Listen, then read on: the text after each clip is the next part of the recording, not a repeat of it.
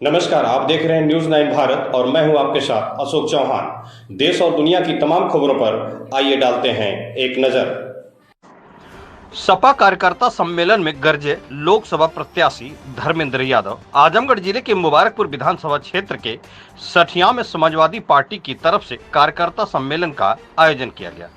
कार्यकर्ता सम्मेलन में आजमगढ़ लोकसभा के सपा प्रत्याशी धर्मेंद्र यादव को जिताने के लिए रणनीति बनाई गई। इसी के साथ ही कार्यकर्ताओं को हर बूथ से पार्टी के हित में अधिक वोट दिलाने और मजबूती से पार्टी के लिए काम करें और प्रत्याशी को जिताने के लिए रणनीति बनाई गई। इसी के साथ ही कार्यकर्ताओं को हर बूथ से पार्टी के हित में अधिक वोट दिलाने और मजबूती से पार्टी के लिए काम करने का आह्वान किया गया। न्यूज 9 भारत के लिए अशोक चौहान की खास रिपोर्ट। कुछ कर्मचारी संगठन के साथी मामूली बातें नहीं है साथियों। सरकारी कर्मचारी परेशान है अपनी पुरानी पेंशन को। आप सोचो कि सरकारी कर्मचारी 60 साल पे रिटायर और रिटायरमेंट तक अगर उनकी बच्चियों की शादी नहीं हुई तो कैसे उनकी बच्चियों की शादी हो पाएगी नई पेंशन में। सोचो, इस बात की चिंता इन भारतीय जनता पार्टी वालों को नहीं है। अगर चिंता किसी को है तो हम सबके नेता आदरणीय अखिलेश यादव जी को चिंता है। इस बात हम लोगों को चिंता है इस बात की, जो संविदा कर्मचारी हैं जिनका मानदेय इतना मामूली है कि उनके परिवार चला पाना संभव नहीं है और हर दिन तलवार लटकती है कि किस दिन उनकी संविदा को रद्द कर दिया जाए। सरकारी अधिकारी शोषण करते हैं, न्याय करते हैं, लेकिन वो कर्मचारी बेबस होते हैं। हम समाजवादियों के दिल में उन कर्मचारियों की भी समस्याओं का दर्द है साथियों। मामूली दर्द नहीं है किसान भाइयों का। यही सदियों के अंदर शुगर मिल बनी। मैं सौभाग्यशाली हूं श्रद्धेय नेताजी के साथ आदरणीय अखिलेश यादव जी के साथ इस चीनी मिल के शिलान्यास के मौके पर भी मुझे आने का मौका मिला था और उद्घाटन के मौके पर भी मुझे इस चीनी मिल के बीच में आने का मौका मिला था साथियों। लेकिन सोचो, नेताजी ने किन अरमानों के साथ सदियों की शुगर मिल बनाई थी। लेकिन कल मैं गया था गोपालपुर में, पहले दिन दौरे पे निकला था दीवारे में, वहां पे आज भी गन्ना खड़ा पड़ा है और शुगर मिल पूरी तरह से बंद कर दी गई है साथियों। सोचो उन किसानों की हालत क्या है। 7 साल की बाबा जी की सरकार में केवल 2 बार गन्ने का मूल्य बढ़ाया गया। एक बार जब विधानसभा का चुनाव था और एक बार आज जब लोकसभा का चुनाव है। सोचो इन किसानों की समस्याओं, किसानों के दर्द को भी अगर चुनाव देख के बीजेपी के लोग करेंगे तो हम समाजवादी लोग चुप बैठने वाले नहीं है। ये मैं भरोसा दिलाना चाहता हूं। मामूली नहीं, हमारे 700 किसान मारे गए हैं दिल्ली के बॉर्डर पे। लखीमपुर खीरी में हमारे किसानों के ऊपर गाड़ियां चलाई जाती हैं और प्रधानमंत्री जी भाषण बहुत देते हैं किसानों के लिए। लेकिन सोचो, जिन लोगों ने किसानों के ऊपर गाड़ियां चला के रोका है, उनको अपनी कैबिनेट में जगह देने का भी काम प्रधानमंत्री करते हैं। सोचो इनका कैसा दोहरा चरित्र है साथियों। इसलिए मैं कहना चाहता हूं, मेरे दिल में दर्द है अपने नौजवानों का। नफीस भाई भी हमारे अध्यक्ष रहे हैं एएमयू से। मुझे भी इलाहाबाद विश्वविद्यालय में चुनाव जरूर मैंने नहीं लड़ा, लेकिन छात्र राजनीति में छात्रों के बीच रहने का मुझे एहसास है। मुझे एहसास है कैसे मेरे किसान भाई, मजदूर भाई, गरीब परिवारों के लोग अपने बच्चों के लिए पैसे का इंतजाम करके इलाहाबाद, बनारस से लेके जेएनयू दिल्ली तक पढ़ाने का और एएमयू तक पढ़ाने भेजते हैं। कार्यक्रम में उपस्थित जिनके समाजवादी पार्टी में आने से न केवल मुबारकपुर बल्कि पूरी आजमगढ़ लोकसभा ने एक नई अंगड़ाई ली है, ऐसे हमारे साथी और एमएलसी आदरणीय गुड्डू जमाली साहब, इस क्षेत्र से हमारे सम्मानित विधायक हमारे साथी आदरणीय अखिलेश जी, इस क्षेत्र से ही विधायक रहे और पूर्व मंत्री आदरणीय चंदेव जी, मंचा सिंह, आदरणीय करुणाकांत जी, गाजीपुर से हम सबके अनुरोध पे पधारे और आजमगढ़ के लोगों में एक विशेष चाहत बने हुए आदरणीय विजयलाल यादव जी।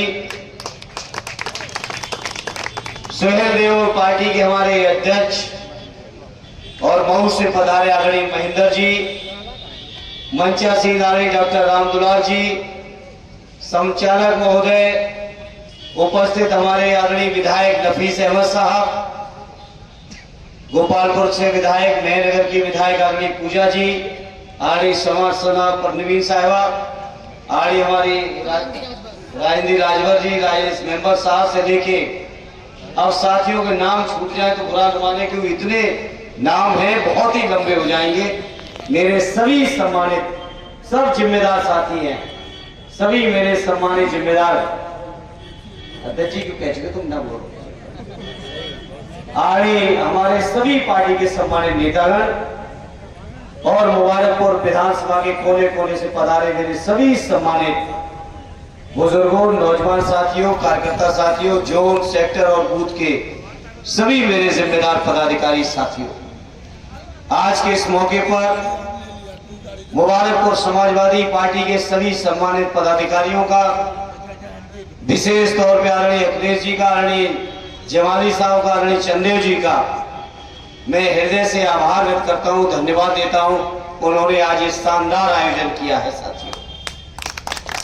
हालांकि 4 बज रहे हैं, लगातार धूप का समय, सैकड़ों हमारे वो लोग जो मंच पर भी हैं और नीचे भी थे जो रोजे से हैं, उन सबके बीच भी इस शानदार कार्यक्रम के आयोजन के लिए मैं आप सभी को बहुत बहुत बधाई देता हूं और धन्यवाद देता हूं। जहां तक मुबारकपुर विधानसभा का ये क्षेत्र निश्चित तौर पर समाजवादी पार्टी के लिहाज से बहुत ऐतिहासिक क्षेत्र है, जहां इस क्षेत्र की पहचान पूरे देश और दुनिया में यहां के रेशम बनाने के लिए, यहां के जो काश्तकार हैं उसके लिए पहचाना जाता है।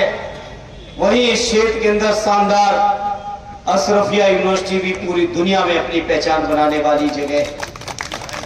ऐसे अपने मुबारकपुर के क्षेत्र के लोगों के बीच मैं उम्मीद और अपेक्षा और लेके आया हूं कि निश्चित तौर पे इस चुनाव को आप सब लोग ऐतिहासिक वोटों से चुनाव जिताओगे। साथ मैं अपनी ओर से मुबारकपुर के लोगों आपको यकीन और भरोसा दिलाता हूं, जिस परंपरा को श्रद्धेय नेताजी ने शुरू किया था, आजमगढ़ के लोगों के बीच जिन रिश्तों को, जिस अपनेपन को, जिन जज्बातों को आपने और नेताजी के बीच में जो आपने जिया है, माननीय अखिलेश यादव जी ने जिन रिश्तों को आगे बढ़ाया है, मैं अपने मुबारकपुर के लोगों आपको यकीन दिलाता हूं, मेरा हर संभव प्रयास होगा कि जिस तरह से श्रद्धेय नेताजी ने जो शुरुआत की थी, उस शुरुआत को मैं और आगे ले जा पाऊं, ये मेरा पूरा प्रयास होगा। ये मैं मुबारकपुर के लोगों आपको यकीन दिलाना चाहता हूं। मुबारकपुर के लोगों, साथ ही गुड्डू जमाली जी की पार्टी ज्वाइनिंग के साथ ही ये चर्चा प्रदेश के अंदर बन चुकी है कि आज आजमगढ़ की लोकसभा सीट फिर से समाजवादी पार्टी एक बुलंदी के साथ जीतने जा रही है, चर्चा का विषय है साथियों।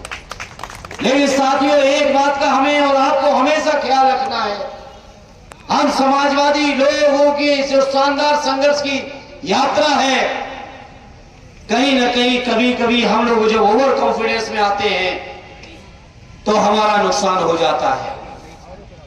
25 तारीख को जब तक वोट का एक एक वोट न डलवा लो, सारी ईवीएम मशीन पैक करा के जब तक वहां पे मंडी तक पहुंचाना लो, वेयर हाउस तक पहुंचा के जमा न करा लो, तब तक मेरे समाजवादी साथियों ओवर कॉन्फिडेंस में आने की जरूरत नहीं है। ये हमारी आपसे प्रार्थना है। हमारे जिम्मेदार साथी, मुझे पता है चुनाव तो हम नेता लोग लड़ेंगे, हाथ पैर जोड़ेंगे, जनता के बीच जाएंगे, लेकिन असली चुनाव हम मंच वाले नहीं लड़ते हैं। असली चुनाव आप लोग करते हो जो सामने बैठे हुए मेरे साथी हैं। आपको पता होता है कि गांव का कौन सा वोट कैसे छूटेगा, कोई आदमी रूठ गया है तो कैसे मनेगा, कौन आदमी ऐसा है जो समाजवादी पार्टी का इस चुनाव में साथ दे देगा।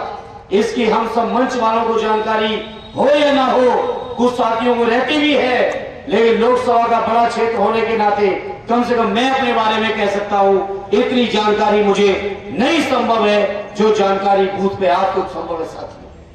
साथियों याद करो पिछला उपचुनाव केवल 4 वोट अगर एक बूथ पे और आपने बढ़ा लिए होते तो आज परिणाम कुछ और होता। केवल 4 वोट एक बूथ पे।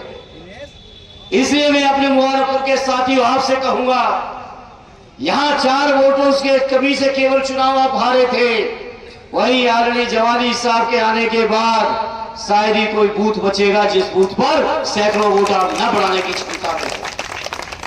हर बूथ पे आप वोट बढ़ा सकते हो। इसलिए मैं इस मौके पर आपसे कहूंगा साथियों, आदरणीय जवानी साहब ने चर्चा की थी पिछली यात्रा में। मुझे याद है इसी सटियाओं के चौराहे पर जब आप सबने शानदार स्वागत किया था, तो स्वागत भाषण में आदरणीय जवानी साहब ने कहा था, यद्यपि हम 5 विधानसभाएं जीतेंगे, लेकिन 4 में आगे जितना जीतेंगे उतने से अकेले मुबारकपुर को जिताने का वादा आदरणीय जवानी साहब ने अभी पिछले स्वागत समारोह में किया था। तो जहां आदरणीय जवानी साहब आपने नौजवानों का, इनके हौसले को क्रांतिकारी सलाम पेश करता हूं। और मैंने आपसे पहले ही कहा था कि सांसद जब जाएंगे तो आपको बैठने की जगह नहीं मिलेगी, इसलिए कि धर्मेंद्र यादव उस शेर का नाम है जो लोकसभा के अंदर जब दहाड़ते हैं तो भारतीय जनता पार्टी की सरकार के छक्के छूट जाया करते हैं।